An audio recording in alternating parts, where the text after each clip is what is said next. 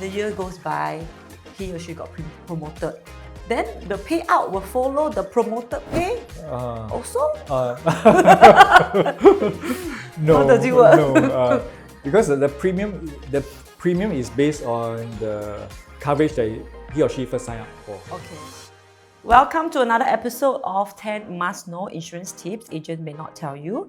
I'm Jayla, Experience Specialist, and this is Eddy, CEO of Haven and our favorite insurance expert.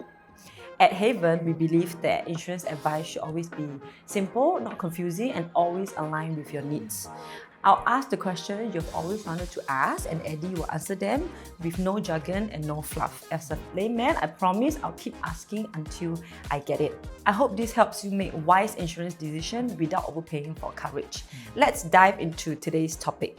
So today we will be talking about disability income and critical illness, and so we will answer some of the most asked questions. And for the first question we have, what is the difference between disability income and critical illness? All right, this is often a question that is very hard to understand. I mean, hard to explain or very hard to understand in context. But maybe let me explain it this way. Critical illness and disability insurance is basically a form of protection, but with different focus. Okay.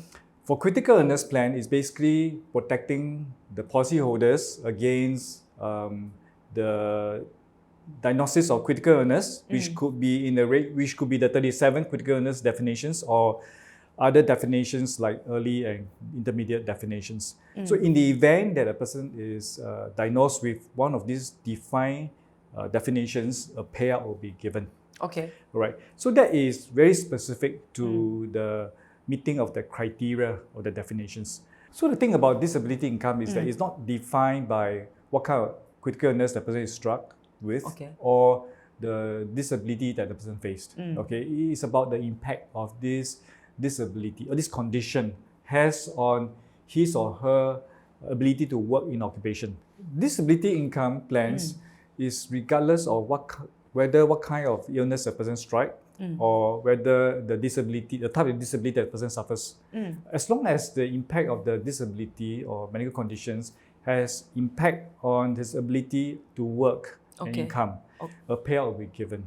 Okay. So in a sense, it is kind of the same protection but different focus. One covering on the type of illnesses, another covering on the impact of on his ability to work. Okay, I see. Okay, so since we will be discussing about disability and critical illness in this episode, so maybe we can start with disability income first. Okay, sure. So how can it be used for our personal planning for disability income? All right. So disability income plan is basically to protect our assets. May I ask you, Jayla, what is your most important financial assets you have?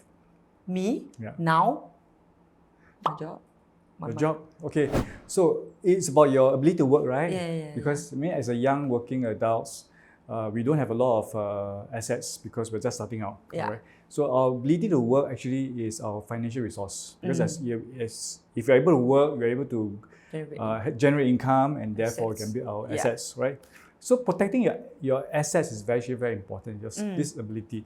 And this disability income plan basically protects your ability to earn income.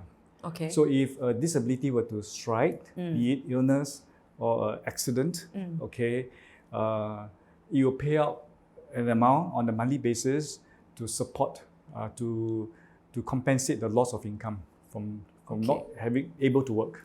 Okay, I see. So speaking of the disability income insurance, when can someone exactly claim from this insurance? Disability income will start paying when it affects the ability to work. Yeah. All right. However, it's not immediate. Usually there is a deferred period, meaning that upon the occurrence of the disability that affects the ability to work, there is a waiting period of maybe 3 months, 6 months. Okay. After that, if the disability continues, then the insurance policies will pay an income to the policy owner, as long as the person is suffering from the illness, from the conditions that affects his ability to work. Okay. Why is there a deferred period? What if someone suffer from let's say an accident or something, and during these 3 to 6 months they will need this money. Why is there a different Why is there a need period? for a waiting period? Yeah. There are a few reasons for that. Number one, the longer the waiting period, the cheaper the premiums. Okay. So imagine you buy a plan with a 3 months waiting period versus a 6 months waiting period. The 6 months waiting period can be significantly cheaper. Significantly cheaper. And secondly, the second reason is because the purpose of this plan is to pay out for a disability that is not so short term, not so immediate. Okay, it's meant to be more intermediate. Okay, meaning that if a disability is continues after a period of time, 3 or 6 months, it means that this disability is a serious one. It's a serious one. And then the policies will pay for that. Okay. Right.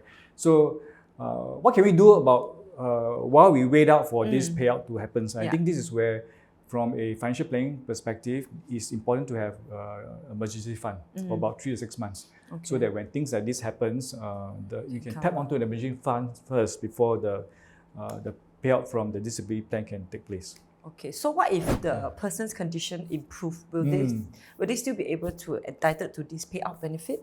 Okay, so the answer is yes or no. It depends on how much the extent to which it improves. Okay. All right. So suppose after the disability strikes, all right, and then this person cannot go back to work. Yeah. All right. So the payout will begin paying. Yes. Paying. Say after a few period of time, the person decides to go back to work. Okay. When he goes back to work, and if he suffers a significant pay drop, okay, then the insurance company can actually pay what you call a partial benefit on top of his reduced pay. Okay, I'm a bit confused. Do you mind giving me a case, like example? All right. Sorry, I confused you because I should answer this way. Okay. So let's say a person is a teacher. All right. Okay. Okay. So as a teacher, you need to be able to project your voice, you will stand for long hours and stuff like that, right? So suppose there is something, an illness or condition that affects the ability to speak or to stand for long hours. Yeah. So if this teacher has a disability plan, you will pay out benefit based on the plan that he signed up for. All right. So as long as a person that cannot perform the role of the teacher, this payout will continue. Payout on a monthly basis. Yeah. All right. Suppose after a period of time, say 1 year later, this ex-teacher is able to go back to teaching again, and he's able to get back his original pay. All right. Then the benefit will stop. Because this person has recovered from the disability. Okay, so it is normal already. Yes. Okay. But if this person is not able to get back as a teacher, but maybe at a lower paying job like administrator, okay, so the plan will pay a partial benefit. Okay. Based on how much is the reduction in the pay. So for example, yes. So for example, if let's say after coming back to work, he or she suffers a 50% pay drop. Okay. Okay. So the insurance company may pay out up to 50% of the coverage for her. Okay. So the conclusion is this: is that with these partial benefits, it actually pays more to the teacher in terms of total compensation, in terms of his the new reduced pay that he has plus the extra. It will be much better than just relying on insurance alone. Okay, so when you say it will pay, you say if the teacher go back to work as a maybe administrator, like admin work, he or she got a 50% pay drop, right? The insurer will pay that 50% difference or 50% of the coverage. Of the coverage. Yes. Okay. Yeah. So it depends how much is the insurance coverage that he or she purchased. Yes. Also, it depends on the policy contracts, because some policy contracts doesn't pay the way it does. Okay. So, example, if let's say the teacher were to suffer 50% pay drop, and if the policy is covering, let's say, $5,000 policy per month, instead of paying $5,000 for not being able to work, okay, now that you come back to work, the policy will pay 50% of that 5,000, 2,005. Understand. Okay, and this 2,005 we added on to his or her new pay. So overall, it will plus be the much admin better. pay lah. Yeah. So overall, It will be much better. maybe will be the same, but it's still better than. Yeah, it's much better than just than the Okay. $5,000 that she's covered. Okay. So what needs to be proven to qualify for the payout? So the main basis is that the disability must be such that it affects the ability to work in the current occupation. So insurance company will appoint a medical professional or organization whereby they will make the assessment. In the assessment, they will see whether with the new disability, is the person able to go back to work with the job that he is job scope of the occupation. If the answer is no, then the payout will be paid out. Yeah. Okay, I see. So what are the different type of disability income insurance are there in the market? Disability income plans differs by the definitions. So far when I mention this topic is about disability income plan, it's referring to occupational related disability income. Okay. Because there is also another category of disability income plan, which is called the total and permanent disability. So total and permanent disability is basically a very stringent form of disability, meaning that the person is not able to work, is bedridden, is not able to be independent. So usually it requires a caregiver. So I'm not referring to that, I'm referring to the disability, occupational disability income. So that's one thing, just understanding the different types of disability income plans in the market, number one. And within the disability income plan, they're also highly customizable. You can cover for as short as 5-10 years to as long as up to age 65. The payout could be structured to be level throughout or be inflation adjusted throughout. Okay. The payout can be inflation adjusted. But the premium will be more like. Yeah, you'll be more be adjusted so. Okay. No free lunch. Okay. Okay. So it really depends on the needs of the client and how the plan can support the protection needs. Okay, I see. So that means then my next question would be: how long does the disability income payout usually last? As long as the person is disabled, to the extent that he cannot go back to work. Okay, and up to as long as the policy duration. Typically for the policies available right now, I think the longest it can stretch is up to age 65. Retirement age now. Okay, I see. So go back to the example of let's say a teacher Right. Let's say first year teacher, he or she earn about maybe 5,000. Yes. And then as the year goes by, he or she got promoted. Then the payout will follow the promoted pay also? No. How does it work? No, because the premium is based on the coverage that he or she first signed up for. Okay. Which is related to the $5,000 starting point, right?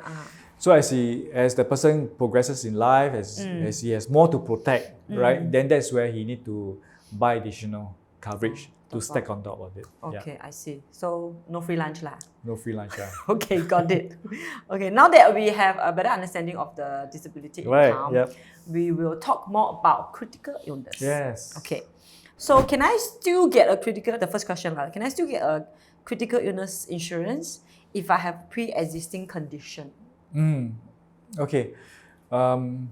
It's not so straightforward because insurance applications, especially for disability, especially for critical illness, it is subject to underwriting. What it means is that the insurance company needs to assess whether what's the state of health of this person when they apply for insurance, because if the insurance company is very generous to take in any conditions, what it means is that further down the road there'll be a lot of claims. And then the premium may go up, may be adjusted. Okay, so usually insurance company will be very careful about who they bring in. You go through a health checkup, underwriting. All right. If the pre-existing condition is such that it is fairly mild, okay, so insurance company can close one eye, and give you that coverage. If it's very mild, it's not recurring, there's no impact on the future occurrence, you close one eye. Or they think that, well, there is some probability of occurring, they could what you call Exclude. include they will what you call add a premium loading. That means they will still cover the conditions, but you need to pay extra. That is the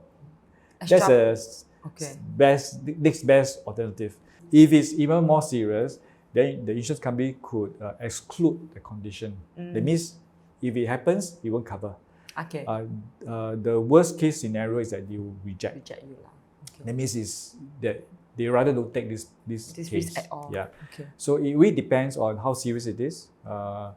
Because the purpose of insurance is for protection. Yes. So if there's a need to, you should find ways to get covered. I see. Okay, then what are the most common exclusions for critical illness plan for someone with a pre-existing condition? Okay, so it could be anything. So I just named two of it. First is cysts. So for women, cysts in the breast or ovaries, insurance companies are usually very picky. They will exclude or sometimes they decline. Or second is thyroid. Thyroid conditions. They could just exclude. So next question is there any insurance provider that provides critical illness coverage even if they have to pay higher premium? Okay, because medical underwriting differs from insurance to insurer. Okay, so one insurance company may reject or may have a different unfavorable opinion. Doesn't mean that every insurance company will do the same. Okay. So typically, when outcome is no good, we should try to apply to other insurance company. There are some insurance company could be more lenient in terms of assessing the same risk. So first of all, go around, source for it, and see whether is outcome the same. Okay, hopefully if it's not the same, then go for the one that is more lenient. Okay, that's possible. Secondly, there are insurance policies that actually offers a limited scope of coverage. Okay, compared to the traditional, maybe covering the 37 critical illness definition. There's a limited scope. So usually limited scope critical illness plans are more lenient compared to the traditional ones. So these are also an options that the person can consider. Just now you mentioned that if you're sourcing for insurance, right, and if you do have any pre-existing condition, you should go for different insurers, source for more. So then my question will be, because I understand some questionnaire, they will actually ask you, have you ever got rejected by any insurers or anything? So do you recommend when I want to apply, let's say I find from 4 different insurers, I apply one shot from all 4 different insurers at the same time, or I do one and then I got rejected, then I do another one, then I reject, then how would you recommend? Okay, so typically when we should be as truthful as possible when we make a declaration, correct? Yeah. So firstly, when there is a medical condition, there will be likely situation whereby you need to apply for multiple cases. Yeah. Okay. So whether is it to do concurrently or to do sequentially, I mean, it really depends on the discussion with the client, because sometimes the client need it by urgent. Sometimes they want to try one first, okay, because it's a lot of work to go through all one shot, okay. And sometimes because of our experience working with the client, with the insurance company, we could more or less understand what is their underwriting stand, and therefore if there's a common trend we see that certain insurance companies are just more lenient on certain things, we will just focus on that first. Okay? Because ultimately it's more important to get the full coverage than to get the cheapest plan. Okay? For such medical conditions cases. Yeah. I see. Okay. Okay, the next question is, what options do I have if I cannot get a critical illness policy? Insurance is a means of risk transfer, transferring the financial risk to insurance company of a bad event. All right. So typically we should try to transfer that risk out, because if the event happens, we will be devastated financially. Yeah. Okay. But what happens if, let's say, a person is not able to get the insurance, okay, because of perhaps poor health, all right, or So I think firstly, what instead of transferring risk, we need to think of other measures. One is to lower that risk. Okay, so lowering risk basically means having a good diet, having exercise sufficiently, so that we keep our body, our health, the top form. We go for regular health screening, so that when we can detect illnesses earlier, more preventive situations before it gets worse. So these are things we can do to mitigate the risk, to lower the risk. Since we can't get the insurance transfer, we lower that risk. Number one. Another way to do it is to create what you call a sufficient emergency fund, okay, or you can actually have an additional medical sinking fund, basically to save up more to take care of any medical conditions that you want to that could help to reduce that financial impact since you can't buy the insurance. Yeah. So there are two ways. One is to really reduce that risk, and secondly to set aside more cash, more savings in case there's a need for coverage. Okay. For treatment. Yeah. Okay. Sorry. So now that we have, I have more understanding of disability income and critical income plan, right? For someone that works maybe in an office like me, what do you recommend that I get? Okay. Instead of recommending what you should get, is first of all understanding what is your need. Okay. So at Haven, we do have what we call a insured well assessment. So insured well assessment is basically a review of your person's insurance protection needs based on the 5 core areas.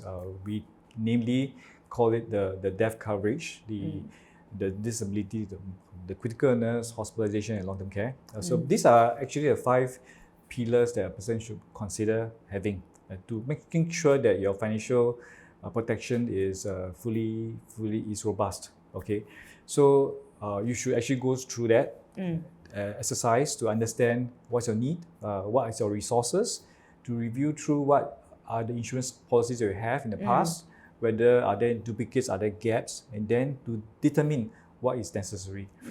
For people who are younger, who are just starting out like you should really focus on the areas like protecting your income, medical crisis, okay, and perhaps death coverage, because this is where you want to have sufficient resources to pass on to your loved ones, or even for your living expenses, should there be a need to. I see. Okay. Thank you very much for your time today, Eddy. So we have actually come to the end of the episode. If you do have any questions, please comment down below, and don't forget to like, share, and subscribe to our channel so you'll receive the notification when we post a new video. Bye. Bye.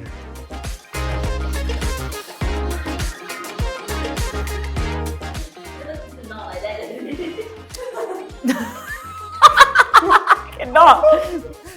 I was a bit okay. Please say it. I cannot say the words out.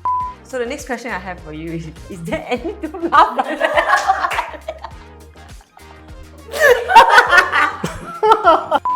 We've come to the end of the episode. Thank you so much for watching, and thank you so much, Eddy. If you do have any questions or anything you'd like to... that is question what?